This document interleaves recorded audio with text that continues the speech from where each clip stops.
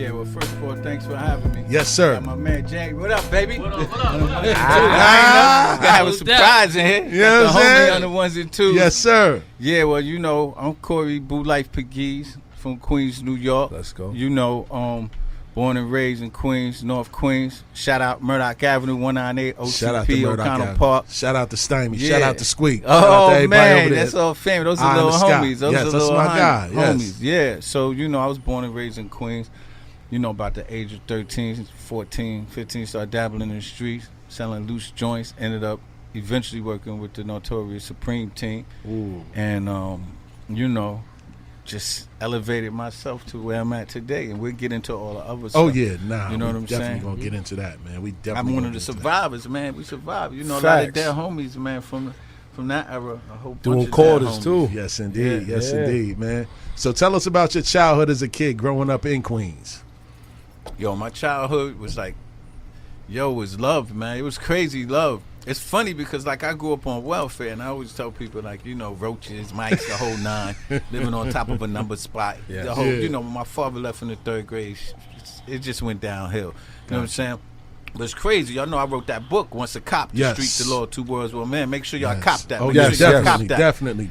And it's crazy because it took me 45. I wrote that. It got published when I was like 45, and I didn't realize until I wrote that. But like all of y'all in here got a book. I went to a seminar, and the seminar was everyone has a book in them. I was at a convention. I was like, yo, let me see what this dude talking about. And like he really like broke it down. Like everybody got a book. It's just a matter of you sitting down and going. So if you like really go over your life. So now I'm 45. I wrote this book, best-selling book.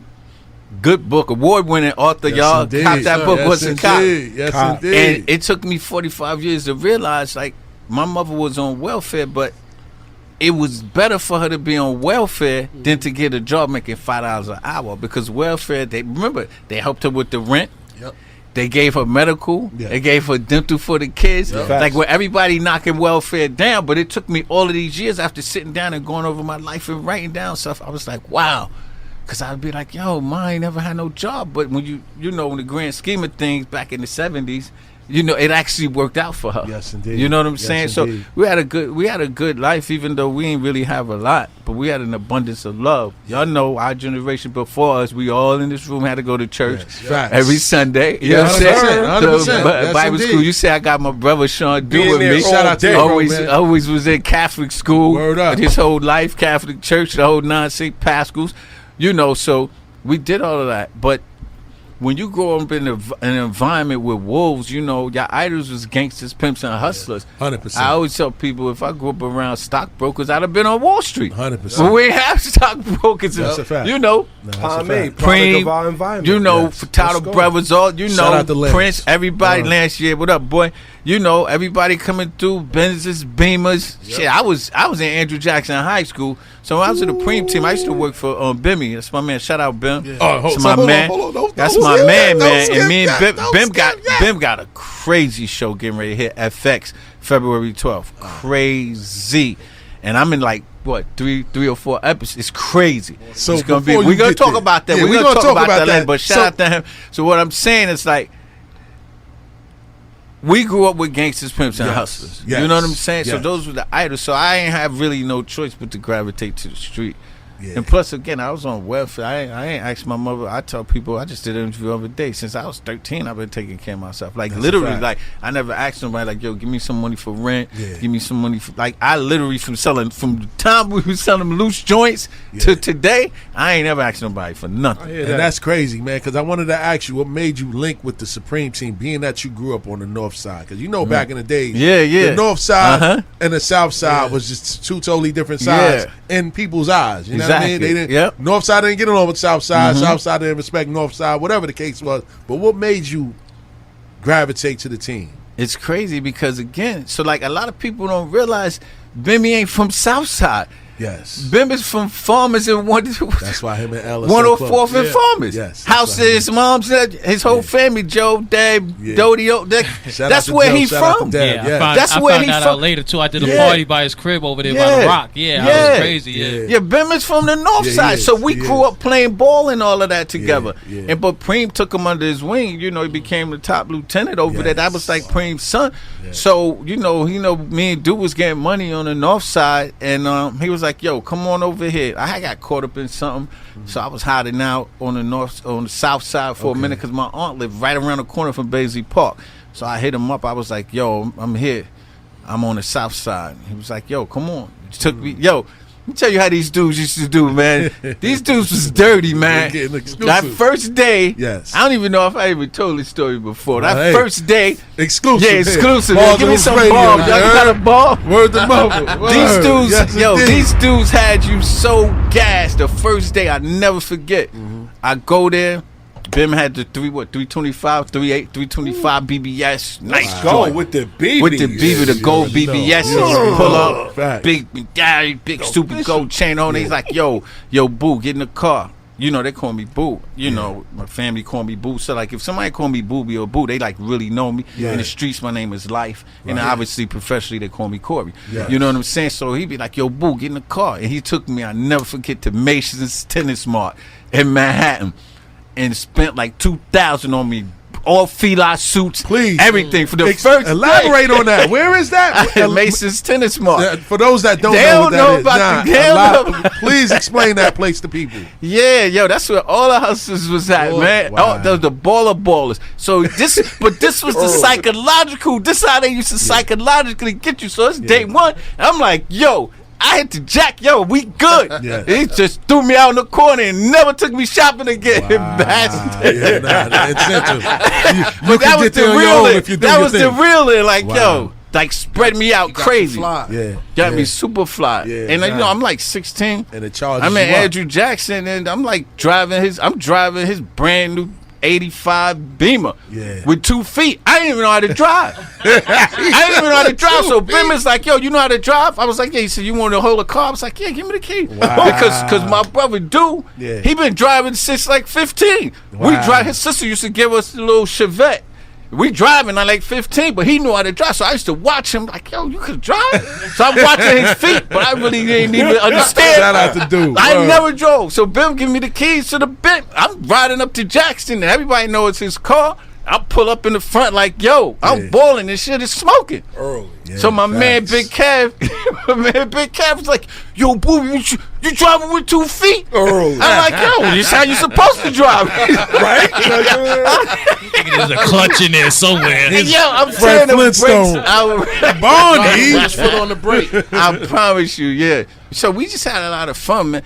And like all of like the gangsters, the killings and all of that, all of that stuff was around us. Like, you know, God bless, rest in peace, my man Raheem. Like we lost a lot of soldiers. People was disappearing, dying and everything, but you were so deep in it, you didn't even realize what's going on. You didn't even really realize. It was just like you moving another day, and you know, another day. They had like a whole. They ran and like, all of these smart. I'm telling you, like all of these gangsters. They were so smart. Like, people don't realize, like, the Supreme... I tell people I had 3 jobs in my life. Okay. I worked for the Supreme Team, I was in the military, and I was a cop. And I say that the Supreme Team was a job, and I'm telling you, it was my first step into working in corporate America. Structure. People don't really understand. It was well-run machine. And I'm not bragging on this whole, my life with this here stuff for the listeners. Nobody. We just chopping up. This is what it is. So, they had 3 shifts. Day tours, 4 to 12s, and midnights. Let's go. I'm telling you. I never knew that. I never knew that. This is the first time I had to work. I worked either the 4 to 12s or the midnight. So one thing y'all don't know, I was like a smart hustler. I wanted to go to school every day because my 5 sisters older than me didn't graduate from high school. So my mother used to cry, be like, yo, none of my kids are gonna graduate. So I had to go to school. So I would hustle all night and get up and go to school. Yeah, that's crazy. Every day. At that time, how old were you? I was in high school, so 15 to 18. Your mentality at that time, to be 50. Think about that. But he picked that shift. Did you hear that? I'm working a shift. As a grown man, I have a problem with that. I'll be like, damn, man, I gotta go to work and I gotta come in. He was doing it at 15. And still went to school. Yo, I just wanted to make my mother every day, man. I was out all night. He wanted to make his but mom these proud. and yo, you're gonna drop the bomb on this. You know what else they did? What else? Like when I was hustling on Murdoch at 198, me and my brother Dude, like the first guy gave us a package. It was like, yo, take 20 off 100, right? Oh, loose joints, 20 off 100. So we sell 500, 20 off every 100. We walking, we working, we selling 500 loosies. We can bust a buck down, it's 50-50. We get some Pumas for $30, a fucking ham and cheese hero sandwich. You know what I'm saying? We was good. Shout out to all the 85ers out there. 85. You know what I'm saying? Yo, I'm telling you, these kids don't. Shout out to Dewey. Dude bit off the but I hear him, God. No way. I'm telling you. So we was like, yo, but when I got to the Preem team, not only they put me on a shift, they paid us on Fridays. Like a check. I'm telling you. This is crazy. Yeah, I never heard this before. Nobody don't know this. This is crazy. Yeah, I never knew They ran it like a I'm telling you, this was a conglomerate. I never knew that. Wow. Yeah. So the structure was like Preem, obviously Prince. Yeah, Prince was the vice president. Then you had like the lieutenants, you know, Bimmy Green, Born, Wild Black Justice, God bless my man Blackie, the whole nine. And then under them, they had lieutenants. Yes. And then under them, they had the street work. So I was a street worker under their lieutenant. Like this was a well-oiled machine. Wow, damn. You had blue caps, red caps. Like you on the block, you come to Basie, like if they want blue caps, you got some blue. You couldn't be like, yo, I got these red caps. You disappear. It's not even happening. You gotta sell the cap that they come in the park looking for. That's early. Crazy. They have promotions. They have promotions. Yeah, have promotions. Wow. Yeah. Yo, shout out to all the well-ran organizations. Yo, I'm not picking that up, but I give you say another the average exclusive. person in jail can run a business. Oh, I'm telling you. Yes. Well, you hear Jay-Z said it in the rap. He told Preem made it. It was You was album. You was balling. You doing movies and all that. Yeah, facts. Sometimes people can't let it go. Yeah. Wow. That's crazy, man. Yeah, so I remember one day Ben was like, yo, me and I don't even want to say his name, whatever. Yeah, I got he you. grabbed us. He said, yo, listen, because I would have to bring the package, the money to put in the safe. Every morning, I had to bring the money. Like, remember, we got paid on Friday. So if you left out with 3,000 pack that night, you had to come in the morning with 3,000 pack. That's crazy. And give him the money. That's crazy. Facts. Oh, 2,000 and 1,000 in work. That's crazy. Like, yo, that's all we sold that night. But you had, they was really hard on, like, you couldn't even really come back with work. You better sell that package. It was the pack evaluation had to move. Oh, you got for you. You had to do overtime. Had to move. You had to do overtime. And you wasn't getting paid. I'm telling you. Mandate. You can't bring back no work. I'm telling you, you couldn't bring back no work. Don't come back until it's gone. You gotta stay out there. I'm over here sweating. Yo, I'm seeing the 85 right now, the 87 right now. I can't hold you. It was crazy. Wow. And remember, never knew this. I had to go to school. Yes. So I had to get them packs off. Wow. Because I had to get to school because I wanted to make sure that I graduate from my mother. So my pack I was hustling hard. Like, yo, blue tops over here. Where y'all at? Where y'all at? All night. To make sure. And you had to hand that money in. So one morning we handing in, a few workers, different spots. Yeah. And he asked me and my man, like, yo, I'm tired of y'all coming here, man. I'm just giving y'all the number to the safe. So my man was like, yo, I said, yeah. And Ben, so I was different with Ben. Like, that's my man. I grew up. These other dudes, he just inherited from the South Side. So, like, I was like a little brother. So he always was looking out for me. But I wasn't that close. I'm like, I don't want that combination. Yeah. I ain't even going to play with you on that. So I'm missing $1. Yeah. You knew what it was. And my man jumped out the window, right? Yo, give me the combination. Give me the I said, yeah, all right. You can have and he's like, yo, boo, now you work for him. I said, no problem. No problem. He could be the boss. I'm not taking that number to that safe. Nah, smart. I'm not taking that number to that safe. No. Wow, kid. Damn. Yeah, it was crazy, man. So fast forwarding, what made you turn away from the streets and enroll into the armed forces? Yeah, so like it was just a bunch. It was a few things. So like my brother went to Hampton University. Wow. So he left the streets. Like me and him, even out of our crew, me and him was always like the smart dudes. Like, yo, we know, like you do 3 to 5 years in the streets getting money the way we was getting money, and you ain't dead or in jail, you just lucky. Yeah.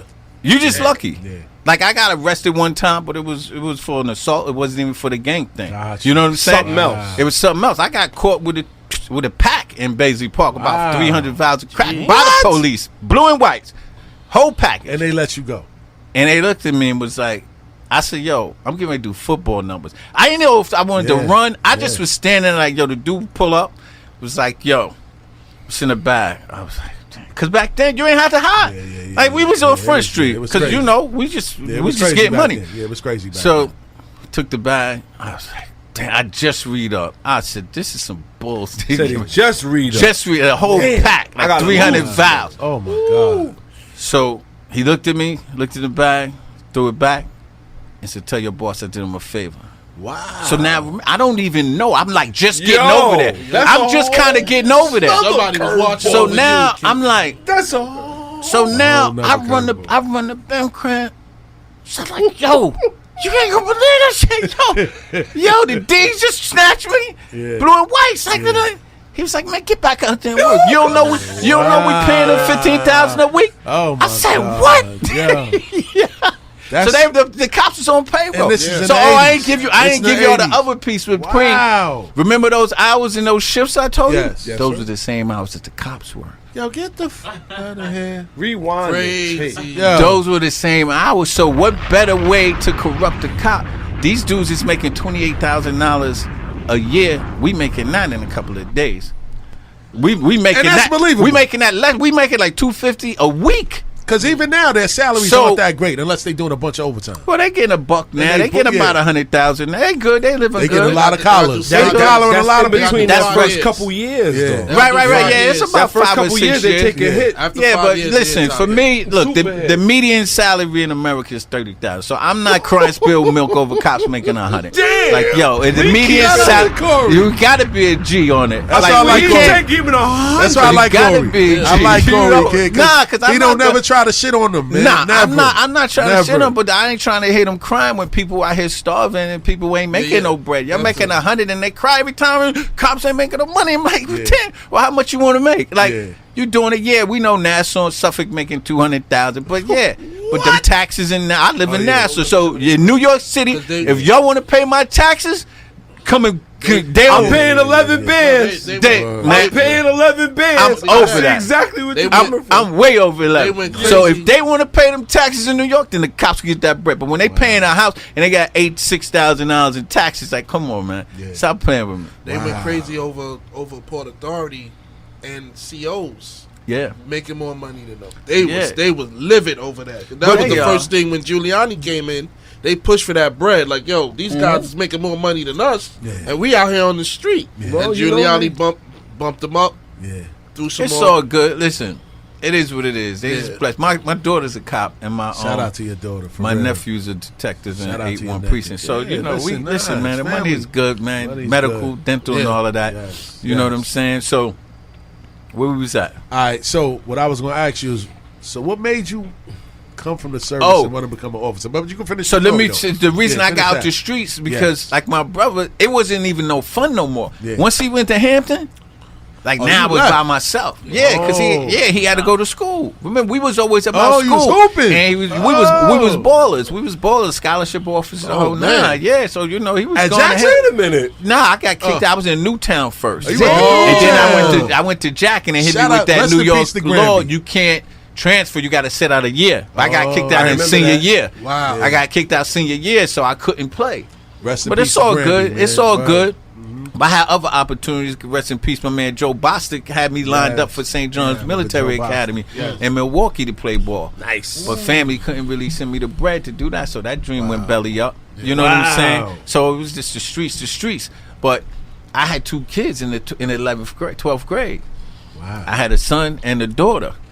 In the 12th grade. Yeah, y'all gotta read the book. Y'all gotta read the book. Nah, we gonna get it. I'm gonna get that. I'm ordering that. I'm ordering that. First off, this is Bars and Hoops Radio. We're gonna make sure that we put out. What's the name of the book again? Once a Cop. The Street, the Law, 2 Worlds, 1 Man. Are you Amazon? Are you on Amazon? You everywhere. On the Audible? Bro, I signed a major deal with Simon & Schuster. This ain't play like you see all them self-published books. He acting like this is some play. This is real. Now this is real. We gonna get to that. We gonna get to that. Getting all that. That's what we doing. Now this Simon & Schuster, one of the biggest publishers in the world. I respect. So my book is 110. everywhere. Target, Barnes and Nobles, all of that. I want. He wanted that dude say. Yeah. So at this point in your life, you have 2 kids. Right, in the 12th grade. So my man is gone. My brother's gone. I got 2 kids. I'm working for this crazy, violent drug conglomerate. Facts. And so my son is born December 12th, 86. My daughter's born June 14, 87. They only 6 months apart, so you can figure the math. I had 2 chicks pregnant at the same time. Oh, he's out there. That's that baller life. Nah, yeah. If you in the street, if you selling drugs, it's gangsters, pimps, it's money, girls. It's real. That's just what it is. It's just I got caught up in it. It just happened. Yes, indeed. I ain't mean to, but you know my brother's the root to all evil. He took me out to Brooklyn. He took me out to Brooklyn to meet this chick when I was hiding out. See, I was hiding out for a minute, and I ain't get out. And he said, "Yo, it's a party in Brooklyn. Come with me." So I was like, I could slide. You know, it's Brooklyn. I'm safe out there. And I met her. Eyes locked. It was love at whatever. And then you go. So now my Queens girl, I was moving away from her because I was like on the run for a minute. And she ended up pregnant in Brooklyn. And then the Queens girl ended up pregnant. But anyway, it's all good. I love my babies, Lil Life and Tasha. Yes, indeed. And so now I'm dealing with that. December, son. June, daughter. June 14th, daughter. June 23rd, I walk across that stage. Boom. I walk across that stage for high school graduation. You did it. Congrats. And I hold up my diploma to my mother at the top, and I was like, "This for you." That's a fact. And 2 weeks later, she was dead. Wow. Rest in peace. But y'all gonna have to read the book to find out. Oh, nah, we getting that. We getting that. Come on, big boy. It's already on Amazon delivery. We getting that. Already on delivery. We getting that, kid. And for the audiobook listeners, I did my own audiobook. Oh, damn. I'm taking that because when I drive, I like listening to that. Yeah. Shout out to 50. Well, yo, 50 got me on that. Yeah. No, the audiobook is it. Well, you know, if you listen to audiobooks, they got like set voices for audiobooks. But you did so when I did the deal, they gave me, I said, well, who's going to do my audiobooks? They sent me the voices. I was like, nah, this ain't going to work. Facts. I was like, these are all white voices. This ain't going to work. Only you can tell your story. I said, well, send me some black voices. They sent me, I said, this is worse. I said, yo, can I do this myself? Only you can tell your story, yo, man. I said, yo, let me do this myself, man. So they locked me in a studio in Manhattan, this big studio in a booth for like 3 days, and I had to sit there and read that whole book. But I know when to inflect, like boom, and we turn the corner, like bam, and I had to. It comes better from you anyway. Yeah, it comes better from you. So it actually worked out, man. It all worked out. And then, you know, I had got ordered to murder somebody, so it was really getting crazy. Yeah, I seen that. I saw that. Yeah, I said, yo, I gotta get out of here, man. Please don't let this person be. It was.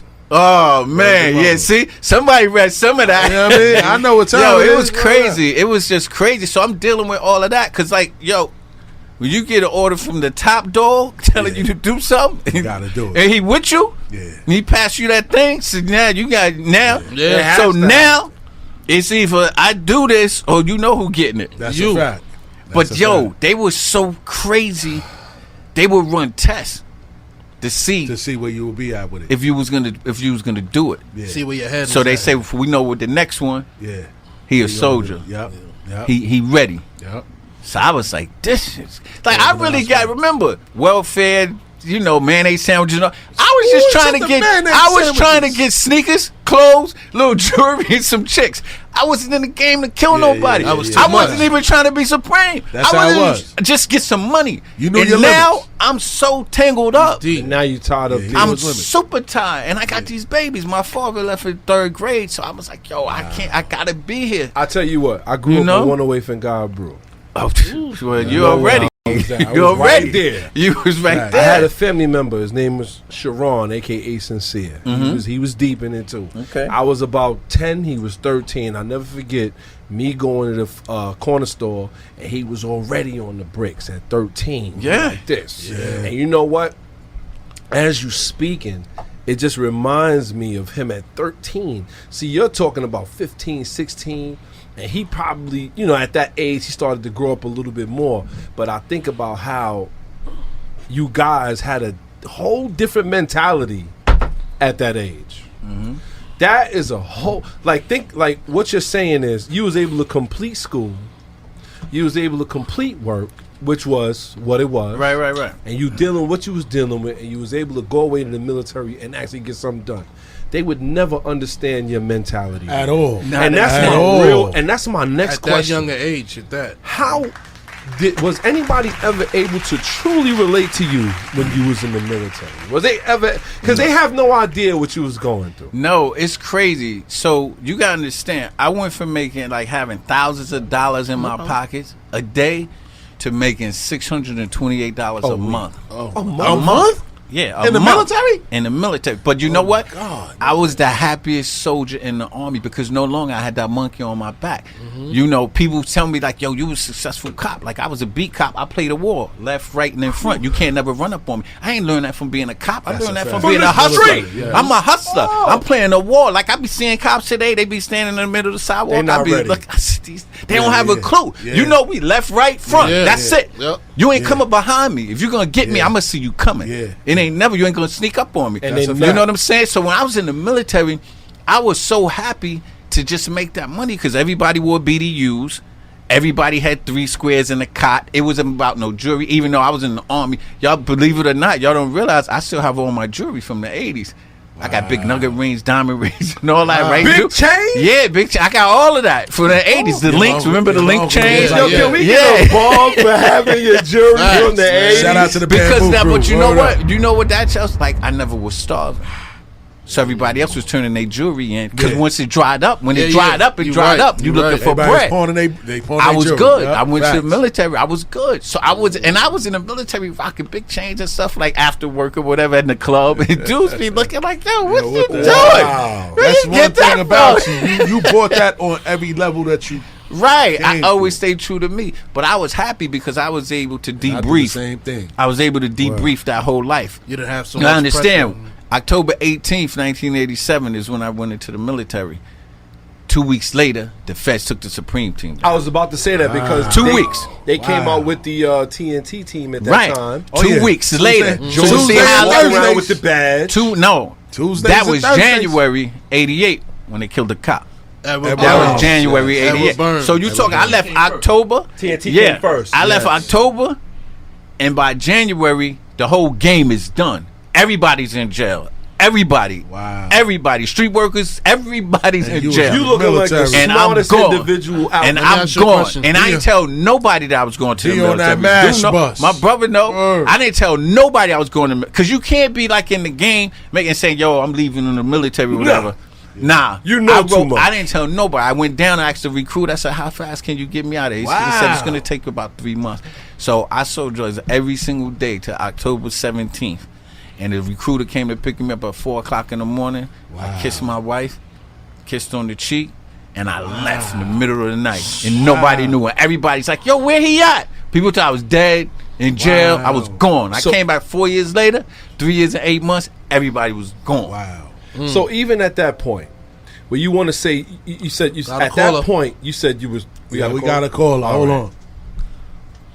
Bars and Hoops Radio. Who's this?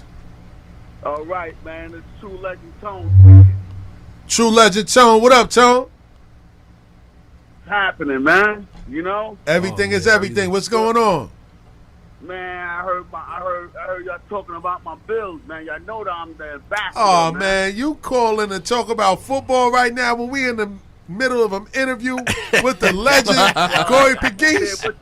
I don't care what y'all in the middle of right Oh now. man, yo My man. Bills, you know what I mean? You mentioned my Bills, you gotta see me, kid. That's it. Oh You man. know? Shout out to True Legend Tone, man. He's 6 degrees of separation with everybody at this table right No now. doubt. Man. Rest in peace to Ed Woods, man. Word up, man. Oh, Ed Woods, yeah. You already know. Tone and Ed was like peanut butter and jelly, right, Oh, Tone? man. Oh, man, You that's know my that was my number lawyer, one. right? Yeah. Hey, Oh, I wow. love I miss Ed Uh-huh. so much, man. Talk about it, Tone. What's up, man? Yeah.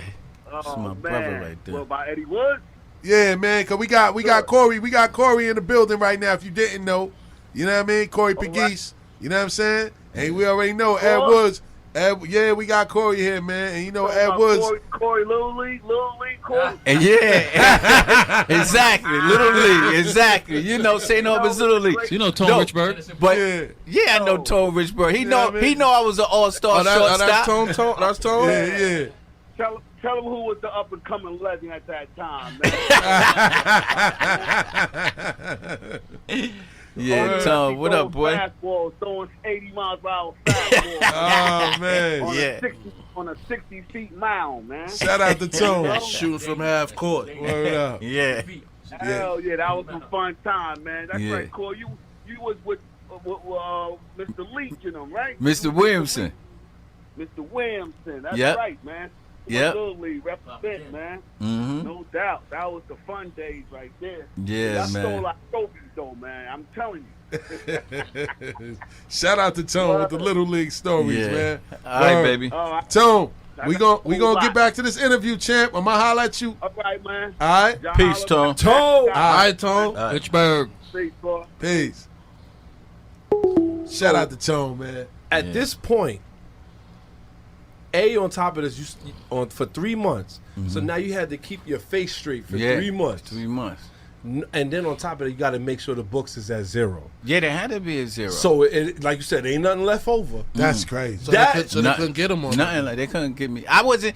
Yo, Ben was just we was talking, doing an interview somewhere, and he was like, "Yo, one thing about Boo, like I could trust him. He wasn't gonna take. I wasn't about that. I'm all the way 100. I wasn't gonna take anything. It wasn't gonna happen. So he knew he could trust me with that 3,000 pack. He know it was coming back, 3,000 pack, and then I was gonna be no excuses that somebody caught me for It's like you just don't hear from you. He not gonna be like that. It's man. One day he ain't here for me. That man, he was looking all over the damn world. My mother was like, "Bimmy came here looking for you." But Garvey like, "Bimmy came." His little sister Shawnee, shout out Shawnee, was like, "Bim came up to the school looking for you." Everybody was looking for you. I said, "Yo, come on, chill. I'm fine." You told Bim he was going to the military, or you didn't tell Bim? Nah, I ain't tell nobody. Nobody. Wow. I ain't tell nobody. I just disappeared in the middle of the night. How was it when you came back? It was all good. So how did anybody treat you? No, it was always good, and people always ask that question, like. All you have is like Scarface. As a man, is your word and your balls, and I ain't breaking them for nothing. So like I always been true to everybody. Mm-hmm. So they couldn't be mad at me. As a matter of fact, when I was in the military, like my man June, he would write me letters. He was locked down in Baltimore. He would write me letters from prison like, "Yo, you made it. Yo, you the one that made it, man. Yo, don't turn back. We proud of you." You know what I'm saying? So my team would be proud of me. It was all good. Word up. It was all good. I didn't get it was never no backlash, nothing. I remember coming home when I was a cop. I think I was a sergeant or a cop, and I saw Preem. I saw him in Rochdale. I saw Preem in Rochdale. And, it was just love. Like, yo, what up, little homie? You know what I'm saying? It was always love with me. Because, I gave you what I gave you. I did what I did. I did what I did. And now I got to do for my babies. You know what I'm saying? And as a man, any man can respect that. You have to respect that. Because, what Will said in that interview? Promise out there for everybody. I didn't make it, but he made it. Yeah. That's my man, rest in peace. You know what I'm saying? He's like, yo, I didn't make it, but I can't be happy for my man because he made it. Why can't I? You know what I'm saying? But with the jealousy, envy, like some people get that. Yes. I probably get that, but it's, for me it's superficial because I ain't really getting it. I ain't getting it like in my face. You know what I'm saying? Facts. So everywhere I go, it's love, man. Because I'm all about love, so it doesn't even matter. I want to see people win. Your energy. Yeah, I want to see everybody win. Your energy plays And if different. I win, don't be mad at me because I won. You know That's how hard. Fact. So I'm not knocking it. I know a lot of people here on the air listening. People been in jail. They came out and they changed their lives. Yes. So it's like this one dude. He from Chicago. I ain't gonna name no names. He went to jail. He murdered somebody. He did 20 years in jail. He came home. He wrote a best-selling book. Oprah Winfrey put him on this wing, and he's out of this world. Early. He's all the way out this world. He's a fellowship in this big institution and everything. So I was on a major show. Matter of fact, an A-list celebrity who y'all all know. When we cut the mics off, I'll tell y'all who he is. Fact. No question. Y'all can't hear every game. We can't give you anything up here. No, That's a fact. A-lister hit me, and he was like, "Yo, you like my man?" And so I had to stop him in his tracks. I said, yo, listen, I'm not knocking your man. I said, but if I went to jail, I promise you I would have came out with 5 degrees. I said, yo, I'm not impressed with somebody that went to jail and they came out with some degrees. I said, you know how hard it is to be in the game like I was in the game and stay in the game? And stay out here. Now you going from thousands of dollars to making $5 a day? Word to mother. See, I wish I was in jail. It's easy to be in jail. But when you in the game and you transfer out the game and still be in the streets, that's a whole different animal. And I'm not knocking people in jail, but I'm tired of people like comparing me to people that went to jail, man. But to keep it a buck, I can't take it, man. to keep it a buck, that is the evils. That right there is the evils. The fact that you could come out and make $5 or whatever, like you said, like a day, and be good with it. Right. That's the evils. Super good with it. That's the evils. That's where your difference was from anybody else, because they was like, yo, I could go back and I'm gonna do what I used to do. Right. And it's not the same. Now you're dealing with a different degree of animal. Now the NYPD is different. Things are different. People are doing things different. You feel what I'm saying? Right. But at the end of that's the evil. The evil, you was able to go, you know what? You could look that evil in the face and go, I don't need you. I don't need that no more. That is the difference. Been there and done Your that. mentality was tested. That is tremendous. I'm sorry, I don't want to cut you off. Nah, because everything is a hustle. It's like, yo, I hustled in the street, right? Then I went to the military, hustled that. Yes. I went into policing. I totally hustled that all the way to the top. Yes. I wrote a best-selling book. I hustled that. Yes. Right now, I got a major documentary about to drop. And Let's I'm go. hustling my way to Hollywood right now. I'm steps I could taste, I could smell. I had never exclusive, never told it. Let's go. I signed a major Hollywood deal with Legendary Films. I never said that before. Talk about it. Yeah, Let's I signed a major Yo, what a deal round of with them. applause, that Jay? Yeah, I signed a TV Right deal. here on the mic. Let's Yeah, go. they gave me advance and everything. But 6 months ago, my agent called me and was like, yo, I got some bad news. Legendary pulling out the deal because they couldn't connect it to get the right writers and stuff like that. No good. You know what my question to the agent? Because I'm a hustler. I got to get that money back. Yes. He was. That's the first thing. I said I got to pay that Can I advance. get He that was back? like, no, you good on that. They backed out. You good. I said, all right, on to the next one. It is And what as it fate is. will have it, Excellent. right now, we're in a great position. I can't even really talk about Nah, it, but listen, right now, we ain't gonna let you spoil it. we're in a super position Well, right I'll now. tell you gonna what, let you there's a spoil couple that writers at all. that I think that can We actually ain't bring gonna it let to you spoil life. that at Nah, all. we super good right now. Early. We super good. We super duper good right now. I don't know. Maybe after a little more deuce, we might drop Hell another. no. We gonna protect you here, baby. We ain't gonna have you blowing nothing here. Nah, I will Word. say this. we super good right now. Word A to mother. Courtney But I'm Kemp saying, or like, Sean that was Durant? good. Sean was- Shout out to Durant? Courtney Kemp. I'm telling you right now, bro. When these mics go off, we super duper good. Okay, let's But go. as fate will have it, like I smelled it with Legendary. I smelled it. Y'all know Legendary, Jackie Yes, Robinson's sir. story, The Rock, all of this. Yes. The vice president of Legendary Films called me. I was in Disney World with my family. My agent called me. Was like, the vice president of Legendary wants to speak to you. I Wow. said, you serious? Are you on the phone? And he's like, listen, man, Hollywood can't even write a story like yours. He 100%. said, I read your book on vacation. We want to sign you to a deal. But they couldn't connect the dots, whatever, to get the right writers. So I was a little disappointed because, like, I could smell it. But right now, the position I'm in, I could taste it right now. And all I need to do now is eat it. We good right now. We good right now. Yo, salute and so to like you, things man. just pop and happen, man. You just stay focused, man. You know what I'm saying? Yeah, no question. I gotta say, as a listener, and I'm right now today. I'm a listener. I definitely checked out the book. Something I'm gonna pick up paperback though. I'm one of them kind of guys that like to turn pages. Shout out to That's all Pop. good. You know what I'm saying? Yeah. I will say, readers read. Yes, I will say Shout this. out to Pop. Your story is very interesting, and we haven't even touched the surface. We I know ain't there's we ain't more. get into it. We ain't get into I it. know We still there's got more. time. We still got time. We got about 40 minutes left in the show. You know what I'm Oh, saying? we good. So we might push everything to the side. We might do a switch of the dishes session with you It's here. okay. You know what I'm saying? Because we do the music judging and all that, and we Yeah. got some good people around. But Okay.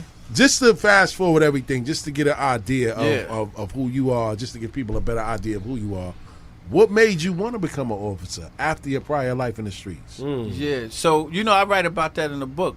Believe it or not, like if you could see it, you could taste it, you could touch it, you could believe it. So the pimps, the hustlers, I could see them, I could taste them, I could touch them. I wanted to be a drug dealer because that was the heroes. Yeah. So when I was in Andrew Jackson, y'all know one of the worst schools in Quincy. Keep it above. There was a cop assigned we to the didn't school. go there. There was a Right, cop dog? assigned to the school, a black guy with an afro, and I he can't short? remember his name, but he had an afro. He was short, like He five. was about like 5'8", 5'7". Now, this is before your time, champ. a little bit. So you Let know him tell what? her He story. would tell me though. He knew I was in the streets. Come on, I'm becoming a big dookie chains and all this. He knew I was in the streets, and he was like, "Yo, man, this is a good job." But he knew something in me. He could see something in me. He knew I wasn't like the real bad gang. Again, I wasn't a gangster. I just was You just was out trying to to get get the I was money a and the hustler. hoes. I was a hustler. I Money, was hoes, getting and money. clothes. That's it. And I never forget. He would tell me like, "Yo, this is a good job, man. You can take care of your family with this." Wow. And so now I'm in the military, and I hated the Army. I freaking hated it. I promise you I hated How long it. did you Because I'm do? a city boy. You know what I'm saying? You did Yo, the it 4 years military, and if was y'all out. don't know, 4 is years and really out? You did almost 4 like and out? real poor people from around the country. Yes. Okay, I didn't know that. No, it's Nah, of really course it is. like, yeah, a Yeah. lot of poor people. You know what I'm saying? They don't have nothing to do. And it's racist as hell. And it's super racist, another racist conglomerate. But I hated it. So I was a city boy. Like, I'm not eating. They had me eating off the ground, the dirt and all. I'm sleeping Rations. outside for 30 days. I was like, yo, I got to get out of here. So what I'm going to do? What I'm going to do? But, you know, at my age, when I was young, it was like, yo, take a city test. You know, get a house, Yeah, yeah, 2 cars, yeah. white picket fence. You made it. Oh, So I man. came home when I was in the Army. I took the corrections test. I took the police test. I was like, yo, whoever called me, I'm running. Yeah. Police called me. Matter of fact, when I was in the Army, so I had to call down to New York City, Yeah. DCAS, and was like, yo, I'm in the Army. As fate will have, I just been lucky all my life. As fate will have it, if you're in the military and you take one of these cities tests, they put you on a military list. So as soon as you come out, you actually go first to the person top. online. of the Get Yeah. list. first dibs. Yeah, So you when get I first got dibs. out- Sorry to everybody that went Soon as hard I to get got that out. 99. They did my They took you investigation in before like anybody 6 months. else. Facts. And see, the drug thing, I kind of shadowed the drug thing with the military.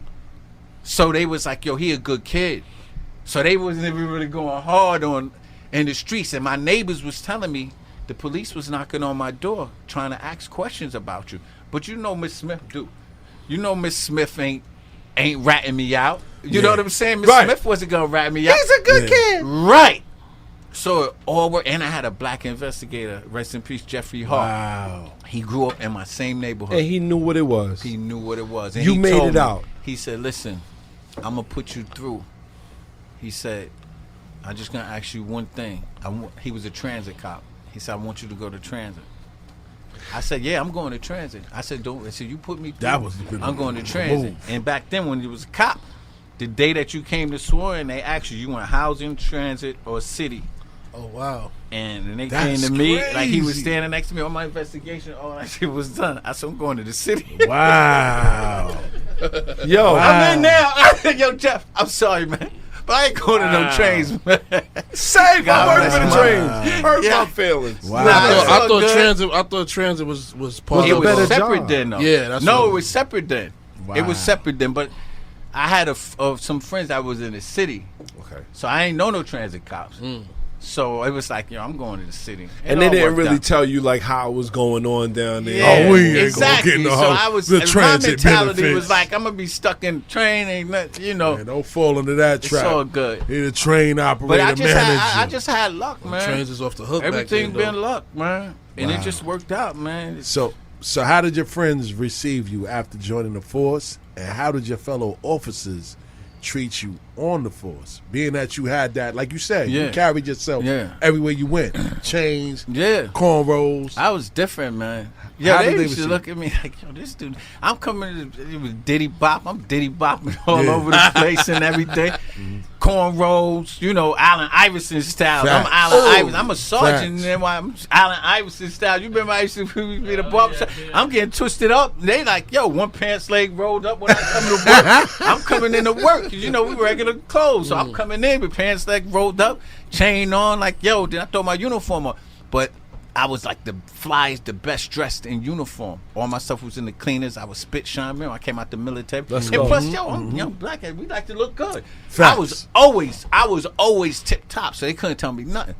But I had the little slang or whatever. They couldn't understand it, but they had to deal with me because I remember like They wanted. I was working in Queensbridge for 3 years, and then Shout out to Sergeant, the Queensbridge. narcotics team. Yeah, little tragedy. Nas. Shout out to Trash. yeah. Nas. Shout out to Rapper Ron. Word up, Eric my B. guy. People don't know Eric B. Baby mom Eric lived in B. Queensbridge, Oh, so I would God. he would be out there all the time. He had a little studio in the story. I used to go to the Yes. studio. Yo, so I used to know all them dudes. Them dudes be like, yo, you a cop? I said, yeah, I'm a cop. Like, now you know Jay They used Reed. to be like, You like Jay They used to Reed. be like, yo, little Not tragedy, you. and they'll be like, yo, you the coolest cop. We ain't never seen no cop. So I just like kind of changed the game with them, Yes. like just being somebody from the community, Yes. and people could relate to. Yes. You know what I'm saying? I remember throwing a guy against the wall in Queensbridge, snatch him up. I feel in his pocket. I know he got crack in his pocket. I'm like, yo, where the gun at? Where the gun at? He's like, yo, I ain't got no gun. I said, you will. I need the gun. He was like, yo, I ain't got no gun. Today's I your tap lucky him on day. his ass and let him go. Was I wrong? Nah, No. they do that. Maybe. But Nah, you know what? you I was wasn't. 5 years removed from having crack in my pocket. Fact. I was about to say And that. saying, yo, in That's my mind, I'm like, And yo, they- and they maybe did when it I to you. smacked him on his ass and gave him that chance, that might have been his epiphany Like, saying, yo, paid yo, it forward. I'm getting out. let of me here. get out of my it. life. You know what I'm saying? Yeah. So And- it wasn't about like just locking people and locking up everybody. And not to cut you off, I definitely have some friends, that on the force. Yes, we have a lot of friends. that's on And the force. thing is, I like I said to myself one day, I was having a conversation. I said, I hope they do the same thing. Don't forget that one day you was that young black kid. Don't forget Yo, that. I'm telling you, y'all don't understand. Shout out to Yo, D-Rail. y'all don't Let's go. understand. My God. These brothers that get on this job, man, they be lost, man. They really forget. So it's a culture, right? I was just telling somebody the other day in an interview. This is the one culture. I'm telling y'all, I lived it. I know it. This is the one culture you could go in not being racist, and you will end up racist. Like you could go in Against your No, own people, though. I'm telling Against you, your own you people. could go in there as no. I'm just giving you both sides. You could go Okay. in there as a white person with a black wife. You're not racist because of the culture of policing, how Yep. it's skewed toward black people. You're gonna start hating black people, and you're not even racist, but you're gonna start hating them because of the way the police culture treats them. Now you go in as a black person. You're not racist. You don't hate white people, because this generation we hugging and kissing and all that. But you go into policing, you're going to end up hating white people because the way the white people treat your community. 100%. Is that deep? That's crazy. That's a That's fact. crazy. That's a I'm telling fact. you, that's a fact. Yeah. That police subculture Yeah. is crazy. It can really make you hate another race because that's just what it is. That's is how crazy. it's skewed like that. Wow. It's crazy. if you're not rooted deep in your race, it can make you hate your own. That's a Yes. fact. Oh, That's a fact. It definitely What can was make that? you hate your own race. Boys in the Hood, when he sir. pulled them over. Oh, the he black was cop. another nigga. Like, word. Yeah. Must You be know what one I'm of them saying? rolling six. He said, I Word. hate you, black bastard. Word. He was black himself. You know what I'm saying? Yeah, Yeah. he told him that's why I took this job. To get rid of little black motherfuckers like you. For real. That's deep. So, see, man, what does it take to become the deputy inspector of the NYPD? What were the different ranks that you had to go through in order to achieve? It's funny because I was telling y'all, so I was a cop for 3 years, like in Queensbridge, the 114 precinct. Then a white narcotics sergeant came to me one day, was like, yo, I want you to come on my team and be an undercover. And I was like, you trying to kill me? Like, I worked here for Nah, 3 Jay years. Reed. You think You ain't no you Jay think Reed. I'm gonna go here with a hoodie on? It ain't not good. I said, no. How can I be the sergeant? He was like, nah, you don't. You got to study. I said, study? What do you got to read? I said, this written on the 6th The grade level. rules? All I got to do is read. Tell me what to read. Yeah. I got my book.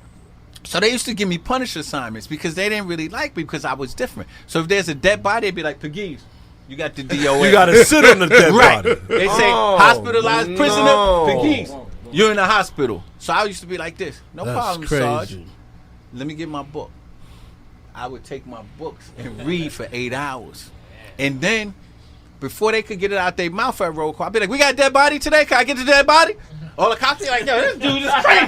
This dude has lost his damn mind. He gonna go to the dead. But an old white cop told me, he said, look, dead body, it stinks. It'd be like 20 days. It's Oh, a God. stinker. Yeah. He said, but if you burn coffee grinds, it takes the smell away. Wow. So I would just go to the store and get me some coffee and burn it in a pot, Wow. and the smell go away. He like, Shout this to the Bars easiest on job. his radio. This They the ain't no easiest problem. job ever. Word to Boy. When you put them down, Yeah. He like this with the coffee Yo. grains like it's That- sage. Yeah. Yeah, that smell is. He I'm telling burning you, coffee like it's You sage. burn the coffee grinds. the smell goes away. Yeah, that's crazy. So I That's would a sit there joke. for 8 hours and 35 minutes to read my book. Yo, that's crazy. And then when the sergeant's test came out, I busted out every test. I busted out. They was like, what? I said, yeah. You hired. You going to be my boss. You going to work for me now. Cornrows and You going to have them everything. DOAs. Then I got promoted to this white sergeant hated me. He was just calling me N-word and all of that. He was bad. You took him to I the remember smoker? I was lieutenant. Nah, I ain't do You ain't that. taking him to no smokers? Nah, You ain't do no smokers? I had to do that. Because, I was intellectually killing them. Yes. I made lieutenant. And one day he had to work on my Oh, detail. oh, he had God. to work for me one day. Damn. So I was like, hey, Sarge, you here today? Yeah, exactly. Oh, okay. I said, well, listen, this You is getting your, the garbage. this is your post. There's some horses out there. So you stand behind that post, that horse right there, and you don't move until you take a dump. Oh, my God. Oh, God. He looked at me like, yeah. He wanted to call you every got the MF in the world. Yeah, we have no problem with that, right, Sarge? We have no problem with that. That's your post. You got the horse. We in Central Park. You got the horse. You Like- stand there until the horse take a dump. Early. That's Like, crazy. tell me no so I can get you for insubordination. Yeah. Oh no, he didn't want to do that. Shout out to the my supervisor. pen game was crazy. My pen game was crazy. The right Write your ass up Oh, quick. the writers is crazy. Shout out to management in the building. And so to Word make it up. deputy inspector, so I had to take sergeant's test, lieutenant's test, captain's test. I bust all the tests out. And then to make deputy inspector, it's after captain. So a discretionary promotion, meaning the police commissioner identifies you and make you give you a promotion all the way up to chief. So what happened was, it's crazy. Y'all know my man Eric Adams. Shout out to the Brooklyn Borough Shout out to president, Eric Adams. Eric That's good. Adams. He running for So it. Eric Adams, they hated him. He was a captain. Me and him took the captain's test together. He was talking about all the white Yeah. establishment. He was going in. So when it's time for me to get promoted to deputy inspector, so I'm hearing a lot of grumbling like, yo, they don't want to promote you. You align with Eric Adams. So I'm like, yo, I gotta fix this. What am I gonna do? So I see Police Commissioner Ray Kelly one day at City Hall, and I'm with a bunch of black chiefs. These 3 Shout out to Ray AKA Kelly. the biggest dog. At that Shout out to time. Ray yeah, Kelly. they're dogs, but they weak dogs. Biggest They was dog. they was mutts. They was Talk mutts. about it. So He was I it. say, yo, I snatched Ray Kelly at City Hall. True story. True story. I ain't never even told the story. I snatched. Let's go. Another one. I said, excuse We me, got can I another ask you exclusive. for a second? He knew, I was commanding officer at PSA too, so he knew who I was. So the chiefs was looking at me like, you can't grab the commissioner. Fuck out of here. Yeah, word. I grabbed him. I said, I listen, do I'm what I going to tell want. you, Commissioner. I said, Eric Adams is my friend. I'm not going to lie to you. Eric's my man. I said, but Eric can't make me go out here and do anything crazy. Like, this is my job. I'm going to do what I have to do for whatever I told him. We had a nice 3-minute conversation. A week later, he promoted me to deputy inspector. Like, sometimes you got to go do what you got to do. Talk Yeah. about I it. wasn't waiting. I wasn't trying to send messages through people. Tell him that I'm going to do. Nah, I saw him. I said, Live and direct. All you got in life is, either accept or reject. That's I was a even fact. going to get, he was going to kill me that day or promote me. That's a fact. And a week 48 later- laws of power, y'all. If y'all not Shout paying out to attention, the I'm mama. back. listening to everything you saying, You heard? and I'm Pay like attention. this. Nah, Word. sometimes you got to go get it. I wasn't going to be having no secondhand. Yes. Secondhand information. So, shout out to Corey Dub, said my this guy. because my message is going to get diluted by the time it get to him. 100%. I saw him. He a top major dog. Y'all know that. Major dog. Major dog. And I said, nah, I got to talk to the dog. I'm not 100%. going to wait for somebody else to send the message. And meanwhile, while the other dudes are sipping off the nipple, Right. you See talking what I'm to the saying? face. That's what I'm talking Right. about, right? 100%. But you know what? I know 100%. that he respected me more because they all was bootlickers. They was bootlickers. Thank you. And I know he was like, yo, this dude here, he a little crazy, Yeah. And he's but I like this dude. No question. I like this dude. You know what I'm question. saying? So No another question. question on a side note: Did some of the things that you learned in the street kind of help you propel? Like some of the things, like let's say for instance, some of the things that you learned, obviously, you know what I mean, working your game early on in your career as a teenager. Yeah. Did it help you later on in your career, like getting guns off the street? Because those are the kind of things that they pay attention to. Yeah. Those are the kind of things that they look at. They're like, oh, this dude, he's getting the guns off the street. He know where to stand. So I man. tell you, like I was a sergeant in Harlem, the 2-8 precinct. So I would tell a lieutenant. I was a lieutenant out there. So I would take a team out there, and we'd be on the drug set. And I said, listen, this is the drug set. You got a starer. You got somebody with the money. Knew it. You got somebody with the drugs. Knew it cold. And you got the shooter. This is what I would tell them. And I tell them, listen, when we go to the set, like we just ride up there. We do like 45, 50 miles an hour. I said, do not chase the people that's running. The man with the gun is staying put. Shout out to Corey. So we would run.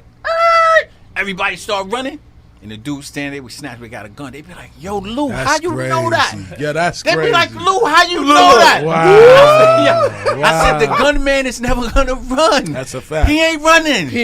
That's He a know fact. what it is. He already know what it is. Because he know 100%. you ain't come. Y'all ain't going to come snatch him because you too 100%. busy chasing the damn, And he the don't wanna money run. guy, He the ain't- starer. Y'all chasing the wrong people. He ain't running with that thing on his He hip ain't running anyway. with that thing. Word the mother. You don't want that to fall. So, like, yeah, but they didn't understand. Like, that was street knowledge. Yes. I know that I know what it said is. Them dudes from Suffolk and Nassau don't know that. They don't have a clue about that. Let's keep it a buck. Oh, So, That's what I'm talking about. Crazy. the So, gunman ain't running, but people don't know that. 100%. So, I was personally inspired, man, to do this after I listened to your interview on Combat Jack's show. God bless Yeah. Reggie. Rest in Reg, peace to Combat 07. Jack. You know what I'm You saying? heard that? Word to Yeah. mother, man. After doing My that man. interview, did you initially know that this could tarnish your reputation? And did you kind of see the way that it was going to end up turning out after that interview? Yo, the Combat Jack interview, let me tell you. That's what inspired me to do this. Y'all already Word know to mother. Ed Woods was my attorney. Shout right? out, rest in peace. I to don't Ed know Woods. if y'all know that First and Ed, foremost. Ed, Reggie O say Combat Jack, and Matt Middleton. What up, Matt? Matt is my lawyers now. Matt is my lawyer now. Dub. So they had O.C. Woods and Middleton. They had a law firm, right? So I'm Ed's client. We go to the Krabby Shack. Make sure y'all go to the Krabby Shack Shout out in to the Brooklyn. Krabby Shack. And go in and go eat We some of going that good now. food. Yeah, good food over there. That's Ed Corey Woods' wife sent joint. us. And so I meet Reg. And Reg is like, yo, your story's crazy. I need to Word bring to you on my mother. show. He's like, yo, I got the #1 hip hop podcast in America. I'm That's like, what all right, let's do inspired it. me to So do now, this. but y'all, the backside of that is me and Ed running around for 2 years trying to get a deal, right? Dude, we can't get no freaking book deal because it is just like the music industry. Yes. You got to know A&R to get in, So in the book industry, like you really got to have a book agent if you want to get a major deal like Yes, I got. sir. You just can't walk in. They not taking they take submission, but it's going in the drop file. So I'm like, yo, I'm gonna do the interview. And I'm going to jump off the rooftop. So Ed is like, yo. Wow. For some reason, Ed doesn't make the freaking interview to the end. Now, me and Reg is on there with black bottles. I'm like, Reg is like, what you Boy, want? I was like, bring me some just black like bottles. today. So me and, like today, right? Me Like and Reg today. is like, me, Reg, Premier Pete, and Dallas, we in there. We go, but I'm trying to get a book. So I'm like, yo, I know if I jump off the rooftop, I'm going to get a deal. Because he got That's the #1 crazy. show. Somebody's going to hear this. That's a hell of a marketing So I scheme. do the show. Yeah. I didn't really mean to jump but listen, let me tell you, I'm not jumping off a rooftop without a parachute.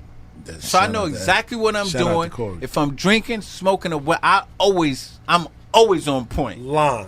But I knew what I was doing. So I'm in the barbershop, and I'm a TV talking head. I'm on TV a lot, So I'm on TV a lot that time. Like PIX, like 2-3 times a week. I'm on TV. So my wife came at the barbershop. I was like, yo, the New York Post is at the house. They want That's to interview. crazy. So I said, yo, send me to the barbershop. So I was at the local barbershop. Send me to the barbershop. Shout out to Dad. So the dude, it was a girl that came. I was like, yo, what's up? She was like, so let's talk about this Eddie Burns thing. You did a Combat Jack interview. So I was like, nah, we can't talk about that. So I'm like, wow, this thing. She said, we dropping a story on you tomorrow. Word to mother. So I'm like, wow, this is a week after the Combat. Wow. And And that's then what inspired I me. dropped my kids off to school the next morning. I go to 7-Eleven, get some gas, go in there. I'm on the front page of the newspaper. And I go back to my car, and it's 5 reporters like this. Hey, we want to ask you questions. I'm like, Yo, it was crazy. Yo, what the hell is going on? Yeah, it was crazy. Wow. It was crazy. It was crazy. They was in my bushes. I felt like Michael Jackson. Yeah, I was taking it was crazy. I was taking my kids out with blankets on and everything. Yeah, it was crazy. No, for real. We taking the kids out with blankets because my wife You don't didn't want want them the to see pictures them. to be taken and everything. yeah. They chased me down the block. It was So you it's would safe have to say thought you that I was a definitely didn't know. super villain. Like instead of the NYPD taking that story of somebody in the streets that changed their lives, because listen, from 15 to 18 I was in the streets.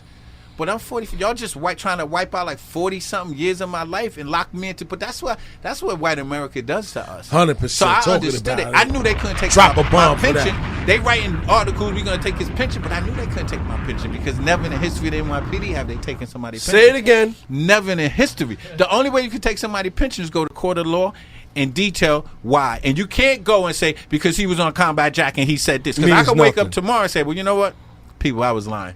I'm sorry. 100%. So it don't work. 100%. So I had the police in such a bind. They was so freaking mad. They ain't know what to do. They was like, he lied. No, I didn't lie. Y'all never asked me if I was a drug dealer. So I ain't never lied. Word. You asked me, was I arrested? I told you I was arrested. I gave you the disposition. I ain't lying. You don't even got to get him no more. I was supposed to volunteer. Oh, by the way, I used to work with Supreme Team. You don't even got to get him no more of that. I ain't give him none. And my 20 years was done, and I had the pension. See, they not even really mad that I sold drugs and all of that craziness. They mad because I'm getting a tax-free pension. And not only that, that's what they mad about. It's funny that you brought them up numbers is crazy. Them numbers is crazy. Can I get $1? Can I get $1 or something? Yeah. You can't get nothing. Them numbers is crazy. That's what they're not mad at nothing else. Y'all waiting for that Trump money. You could be mad at somebody that was a They teenager waiting for that Trump money. But now when you look at that in the situation, you know, it's funny that you said that, like, you know, the way that they kind of control things, because you got your pension one way, right? But you have some other dudes that got their pensions the other way, right? By pressing dudes on the street, by faking overtime, by faking doing other things, and they don't even come after them. Not after them. Exactly. They're not after them. They're not after them. And they try to all. blame this whole thing that, like, you know, I had something to do with that cop being killed. You know, I ain't had nothing to do with the cop being killed. I was in the military. I was in the military. We talking about payphones. So you want me to believe that I actually was in basic training on the Army, got on a payphone, called New York, set something up to do this. Like, come on. Like, from North Carolina. Who are we kidding? You was out there. Who's doing that? Who are we kidding? I had nothing to do with it. And how does it benefit you? That's how they spun the story, because that's what they do. But you know what? It didn't matter to me, because the 30th or the 1st? Yeah. Come like clockwork. The check come like clockwork. Boy, talk about it. They can spin all them stories, but you know what? Long as the money's on time. Yo, it come long like as the money's on time, we all right. It come like clockwork. So all the stories they spin, none of that matters. In the grand scheme of things, we good. We go all good. And this is why I respect you, man, because I've heard you say that in black neighborhoods, police go out and hunt. They hunt. White neighborhoods, they protect and serve. Exactly. Shout out to him. So as you sit back now as a retired police officer, what's your thoughts on the current climate of the country in regards to police brutality and the way that police officers are gunning our people down?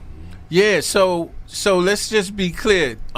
And I was just speaking the other day. Let's just be clear. More Bloods, Crips, Nietas, MS-13s kill people. So I'm not an advocate for like jumping all over the police. Like they kill people once in a while, but they have to be culpable for the killings that they do. 100%. That's my thing. If you kill, because it's the only profession in the country where the citizens give you the right to take a life if deadly physical force is being used against you or someone else imminently. Facts. So it's a heavy responsibility. So if you're not built for it, McDonald's always hiring. That's what I'm saying. 100%. So we know this whole black on black crime and white on white crime and Chinese on Asian crime that happens, and it's more prolific than police involved shootings.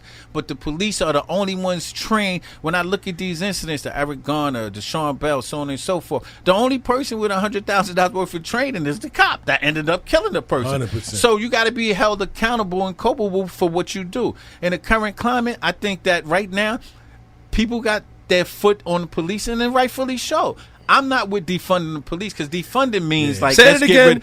I'm not for defunding the police. Like I'm for restructuring police, and like we've been doing the war on drugs since the Reagan era. What are we doing today? The war on drugs. It's not working. You can't arrest your way out of drug addiction. It's not happening. You keep picking up crackheads and dope fiends. That's not happening. That's doing nothing. That's not solving the problem. We don't have cocoa leaf farms in America. It's not working. You know what I'm saying? Yeah. Like emotionally disturbed persons. I hate, like, EDPs. Everybody's mad at cops that kill emotionally disturbed person. I'm saying, but why are cops even put in that position? You train cops, right? They go through academy. They might get 16-hour blocks dealing with an emotionally disturbed person, right? But what I'm saying is this: you only get 16 hours. Let's say they get 80 hours. Yeah. You talking about, you go to psych wards, you got trained professionals that disarm people without a gun. But you sending a cop to deal with these emotionally disturbed persons, but they're trained to like kill. So when you coming at me, you frothing at the mouth, you picking up sticks and bats, automatically I'm going to my gun. Now I'm not saying it's right, but you put cops in bad positions. Yes. Now let's go to Oregon. Let's go to Oregon. They got this program called Cahoots, CAHOOTS, for 20 years. When they get an emotionally disturbed person call, they send counselors. And if the counselors can't handle it, they call the police. And now we need you. But we're sending the police first. Yeah. We don't know how to talk people down emotionally disturbed. That's not what you're there for. Right. You the muscle. I remember being a cop. I remember being a sergeant. Like this. Especially a sergeant in the 81st precinct. And they call me on an emotionally disturbed job. I get there, I get to the front of the house. I said, yo, what we got? I'm the sergeant. So, I got to, run. I said, what we got? I said, yo, he's on the second floor. He talking about he going to kill us. I said, let's just go up there. We go up there. I look at him. He's like, Sarge, I'm going to kill you. The cops pull their gun out like all over my shirt. I was like, yo, ready. Back up. Let's go downstairs. Call ESU. Yo, we got one up there, y'all. We come and tag him and bag him, take him to the hospital. When they came, they put the football gear all and all that. That guy took that. He saw them, put the knife, put it down, arrested him, took him to the psych ward. That's good police, but most cops ain't doing that. Look, they was about to shoot him, and I'm there. Ready. But most cops, they're trained. That their mentality is like, yo, we gonna kill the threat. Shoot to kill. I tell you what, in my experience of dealing with police, like I said, in my daytime job as Clark Kent, I work for transit. You know what I'm saying? Shout out to the train. All right, Mr. Clint. Let's go. Supervisor. And I gotta say this: the times that I've had to supervise my employees, I'm a dispatcher, so I'm a supervisor, and I've had to deal with the EDPs and everything. And I gotta say, that, you know what? Emotionally disturbed people. And I gotta say that the police are giving a raw deal. They are. They are, because you know I'm what? so glad you're saying that. Control I'm the only person saying this. Control center calls them and say, yo, I say I got an EDP. Right. They call control center. Control center calls the police department, who sends the transit division. Right. And it's not fair. It's not fair. Because they're there for the muscle. They're not trained to do it. Right. We there for the lockup. And so now we get all of these freaking national stories and everybody's mad at the police. And I'm saying the conversation needs to switch to, we need to do, even if you want to send the cops, have a trained professional go with the cops. Let them talk to him first. Exactly. But it's gonna cost some money. So how do you do it? So now you defund from the war on drugs. Let's do that. Like Canada, just open up a safe zone. Yes, if you want to shoot heroin, we're gonna let you shoot heroin. But when you come down, we're gonna give you, like, smoking has gone down like 30% in the last 30 years. I'm a national speaker for LEAP, Law Enforcement Action Partnership. Okay. So I travel the country doing this. Let's go. The way smoking went down, education and counseling. It's the same thing gonna be with drugs. Education and counseling. Police ain't gonna lock their way out of it. But you know what? It's a big business. That's a fact. And they're not talking about that. Because they're building these prisons. So you know what? For sure. Bodies got to go into prison. Because I'm wondering why America is supposed to be the most forward country, but we're so back with this drug thing. Amsterdam, look, 50 in the Run DMC and them was smoking weed in Amsterdam. Talk about it. So many years ago. Like, America is so far back on this drug game. But I understand, like, when you on all sides, it's a big money game. But if you don't fill them prisons up, America don't want to do the meat. Because I was about to say, people gonna lose money. The reverse side of it is that America is the place where they make the most money. Even when you look at the stock market, you look at different things. America is where they make the most money. Big on the stock market. Shout out to the white Michael Jordan, because everybody thought it was the black Michael Jordan was out here investing in prisons. So we gon' clarify that. You know what I mean? It ain't the black Michael Jordan, it's a white Michael Jordan. Yeah, and I heard Jigga has some money in that. So he's right. He's right though. Say that He's again. right though. He's right though. Nah, that's his man. Oh God, that's his man. Say that again. That's his man. I'm not mad at him. Because he's a hustler. He got to talk about it. And we got the ultimate hustler at the table, baby. Come on, now it's okay because Jigga do it. No, I'm saying I'm not in it, but you can't knock the hustle. So shout out to Corey. Hold on, as one of the presidents, as one of the original presidents, and the founder of the National Organization of Black Law Enforcement Executives. Long Island chapter. What was Long Island chapter? Clarify that.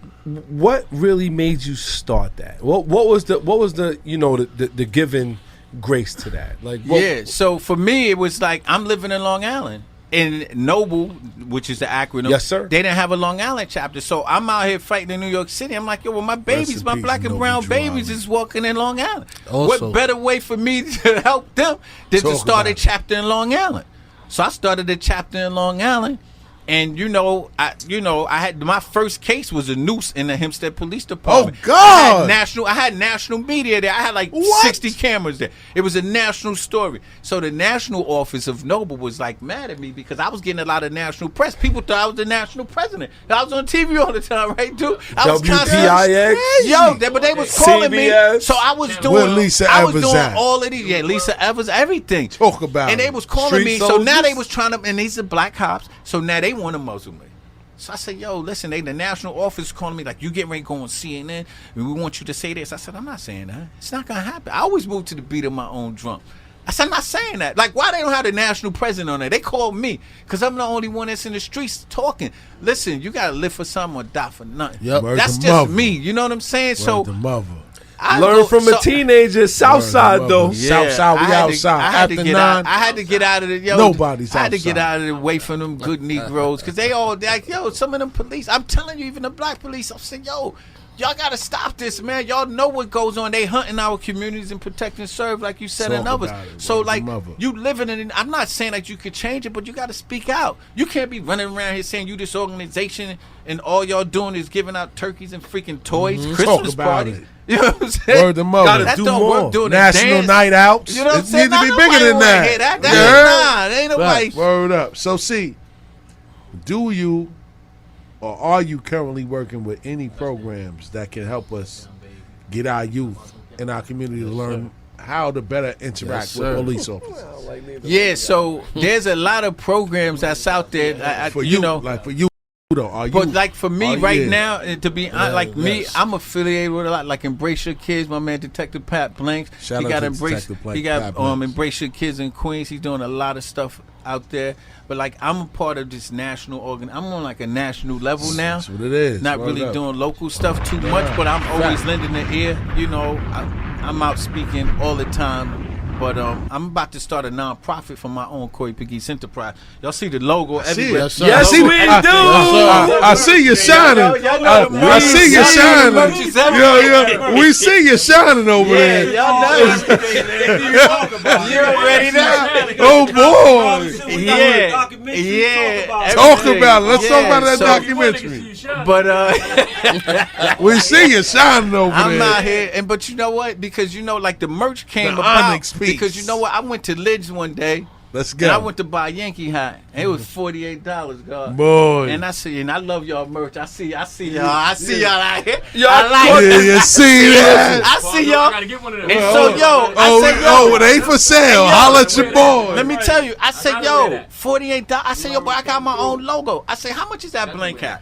It was like $25. I said, how much to put my logo on there? He said, you can send in the file. I said, yeah, upload it. He said, yo, $15. I said, $25. That's $49. I said, I'm still ahead of the game. I said, make me a hat. And then it just morphed into me. Now I got my own. I got an own little deal where they doing my own hats, t-shirts. I'm the everything. C plug. But I'm the plug C. Yo, you know the crazy thing is, I ain't even selling it right now. Cause you know what? What? Cause I don't want to walk in nowhere. I don't even want to walk gonna hit nowhere you with the, and look like somebody. The only people who got it is my brother. Nigga Dub gonna say he got a couple of pieces of my son. But you know what? I'm being inundated by people like, yo, give me, yo, look, and you know. So now I'm label jacking now because they said Tommy Hill. That's fire. Tommy Hill figured I ain't gonna hold you. And the tag is still hanging. His gear. Oh boy. I'm label snap. I'm label jacking now. Wow. I'm label jacking. You see, I got the hoodie jacket. Can we get a shot of that? Wow. Boy. Oh God. We got the cigar. Oh, but we can't smoke in here. Wait a minute. Oh God. Yeah, we got the cigars. Y'all know we got the cigars. Hey, we going over time today. We going over time today. Cigars. We ain't playing. Oh God. We go to that cigar we ain't lounge. playing because yo, E, put that back for me. Dub told. We got to because we got to do our own. We got to do our own merch. I'm not paying the Yankees. Yankees ain't giving me no bread, shit. Look, I'm not rocking Yankees no more. early. You heard? Go ahead and that's official. I know that. They see the new E on there. But yo, think about it, yo. I'm not rocking nobody, yo. You ain't giving me no bread. I'm not rocking it, and I'm labeled Jack. And wait till the spring. All my Adidas suits got my logo on the other side. I'm labeled Jack and everybody. So you come to the table. Yeah. I'm rocking. Y'all lucky I ain't get. I already got a little sneaker situation going on. I'm not wearing nobody's stuff no more. We all tied together, man. We all we got. That's all we got. We all we got, man. So Corey, man. So, what do you say to civilians that don't trust police officers because of a few bad apples that's out there? What do you say to them? Because it's always in our community. Yeah, and like I say, and I say this all the time. Think about this. This is gonna hit you real deep. Let's go. Doctors kill more people than anybody in America every day for malpractice. Because you go to the emergency room, they kill Michael Jackson. There ain't no tenured doctor there. That's the intern. No, you said this. You said the key word: practice. Practice. Yeah, they practice. Shout out to JOJ. Shout out to every day. But you know what? But think about it. Nobody mad at doctors. Talk about it. They ain't mad at doctors, but doctors. They tried their best. They not mad at doctors, but you gotta understand. Like policing is a spotlight because of the gun. So it's a heavy spot. When you doing the grand scheme of like killing people, cops ain't even at the top. They ain't nowhere in the top 10 of killing people. Talk about it. When you do, they not even the top 10, but they got the biggest spotlight. That's when a cop kills somebody in New York, the cop in Boise, Idaho got to deal with that. Talk about it. So it's different. The spotlight is so big on policing.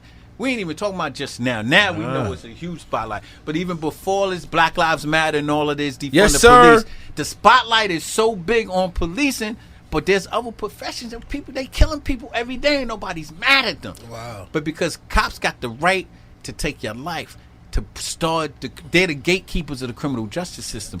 Meaning they started. That's why I would turn my cops out all the time and say, yo, y'all got a heavy responsibility. When you put the bracelets on somebody, it starts the process, man. So make sure if you're going to put the bracelets on, when I come to the scene, my cop, they had it. You know how many people I let go on the scene when I got when they call the sergeant to verify the arrest. So I would get there like, yo, what you got? If they didn't hit them numbers, if they ain't go from A to Z to convince me, take the cuffs off. Wow. Take the cuffs off, do a report that we released them. Nah, we're not gonna do this. So but you gotta be on your game. So I know like New York state law rules that a black eye is not an injury. So like if two kids have a fight, it's 2 16-year-olds. And one got a black eye, I know that's a violation. It's not a misdemeanor, but most cops gonna lock that person up. That's a square up in the hood. But you gotta know, right, that's a straight square up. But see, you gonna fight the cop is gonna lock him up. But see, I'm gonna come to the scene and say, nah, it's a violation. Let him go. Facts. But so you gotta be on your game though. But see, everybody, like I was policing unusual. It's different. So like I really cared. Like if you got people just going there to get along, get the money, get the check, want to be liked. Overtime. One of the things is like everybody want to be liked. Everybody want to be liked. So like when I used to take over commands, I would be like, yo, I don't even want to be a nice guy. Because the first time, even in all your professions, the first time you tell somebody no, they say, yo, that boss is a prick. Yep. You can be nice all day, and the first time you tell somebody no, you're a prick. And so I'm a union rep. You know what I used to do? I start off as a prick. Early. And then be nice. I'm the union guy. I'm the Pat Lynch of the crew. You know what I'm saying? But I ain't Pat Lynch, though. I know what you're saying. saying. Word to mother. We gon' you gotta prove to me. And Pat Lynch ain't even a bad guy. I'm telling you. Shout out to Corey. That's why I fuck with Corey. I beat him up every chance I get, but I know if you had a conversation with him, he ain't even a bad guy. You heard? I promise he ain't a bad guy. He know his stuff. But nah. But Pat played that game. Of course, you have to. Game. And that's why I fuck with Corey. Word the mother, man. So, see, what do you want the narrative to be for your legacy? And I know you don't care about what people think about you. Yeah. But what do you want the narrative to be for your legacy? That's a deep one right there. Come on. But for me, man, the narrative, straight up, man, I just want people to know that, yo, my hashtag that I write all the time is I keep it right, not real, man. Yes, sir. And that's it. And, people always say, well, what does that mean? Because when we grew up, our parents always told you to do what's right. Yeah. And then hip-hop came along. It was like, yo, son, keep it real. I keep it real. And I'd be like, nah, I keep it right. You do something in front of me, I'm telling. 100%. So I'm telling. So for me, my legacy, I just want people to just keep it right, man. No question. That's my legacy, man. I want question. people to keep And it I right, not respect real, that. man. I respect that, man. And just be true, man. Be you. Like, you can't. Like, I don't even know how to be great. I'm either black or white. Like, people either love me or they hate my fucking 100%. guts. 100%. That's it. There's no gray area. Nah, I don't even like gray. I don't even No like gray. I don't Black even and white. color with gray. I don't want to play with gray. I want no Facts. gray paint. Like, it's black or white. You know what I'm saying? Because that's just how I am. I'm No a question. people's person. I read people really quick. You know what I'm saying? And I can see through fakeness, man. 100%. 100%. I can see through the fakeness. 100%. Word, man. So where can people go to support your movement and support what you're doing as far as the book? I know you got a documentary and a movie that you're working on. Yeah. Talk about that. Yeah, so please, man, make sure y'all follow me on Instagram, CPEGUES9098. That's my Instagram handle. Twitter is CPegues. And Facebook is Corey Pegues. You know, I got the documentary coming out. Talk about it. A Cops and Robbers story. Debuting at another film festival in February. We just did a film festival last week. January 11th, I'm gonna be on Netflix. I got my Netflix debut on the Crack Era. I'm on by that. award When is winning it? January? January 11th. Award winning we on film that. We on filmmaker Stanley Nelson. It's going to be crazy. They got me in the trailer right now. I'm gonna show you when it can. The trailer is crazy. In February 12th. Shout out to JOJ. Yeah, JOJ. He over here. Yeah, February 12th, I'll be on FX. On FX? FX on February 12th and February 13th on Hulu on this monster show called Hip Hop Untold. I'm gonna get really quick. Wow. They're featuring 5 drug dealers that went into the hip hop game. Bimmy, Talk Deb, about his it. sister Shout Deb, out to Bimmy. Haitian, Shout out to Deb. Haitian Jack, Shout out to Haitian Jack here. Trick Dominican from Detroit, Republic right now. Trick and Big U from LA. Wow. I'm Wow. promising you That's a this big show deal. is going to be crazy. It's going to be crazy because it's hip hop. It's $1 billion business. Wow. But when you see how they break this show down, me and Du, we saw like 3 episodes already. It's Shout crazy. out to the big homie over there. I'm gonna 'cause give he- you a sneak peek Everywhere on it. we see you, Yeah, we see him. you already I ain't know. gonna That's hold the you. brother. That's your man. Word to mother, man. I'm gonna give you a sneak peek on the FX joint. I know Ben might be mad, but I don't care. Dr. Shout out Dre to said in Benny. episode number 1, Dr. Dre saying, I was like, Queen, stand up. Dr. Dre said there will be no DRE without Run DMC. Yo, It's gonna be crazy. Yo, Yo, we gotta get Bimmy it's in gonna here be- too. We yeah. gonna get Bimmy in here. Yeah, we I was gotta- gonna holler at my man QP, but Nah, I'm pretty we sure got we about get to Bimmy. FaceTime when Word we to get mother. off. Yeah, we gonna get Don't Bimmy in even here. worry about that. We gonna get You gotta Bimmy in get the here. homie Word to here. mother, man. So Yeah, you gotta get him here for the FX show. Yeah, we it's gonna have be to. crazy. We have to. And they freaking 5 premieres. 5 we gotta premieres. do it. One in New York, LA, God. Detroit. Oh wow. Haitian Jack, where he at? He in DR. He in They DR tryna right do- yeah, now. they tryna I'ma do keep it Where premieres all the everywhere. unhappy married men go. No, I love the way- Word to mother. Shout Oh. out to the big homie. I He said we love drop the a way bomb. Southside Queens or Queens in It's general crazy. just representing No, it's from gonna be here crazy. to here But make sure, worldwide. and y'all could go on right now. Y'all could go on my YouTube channel, Ask Corey Pegues.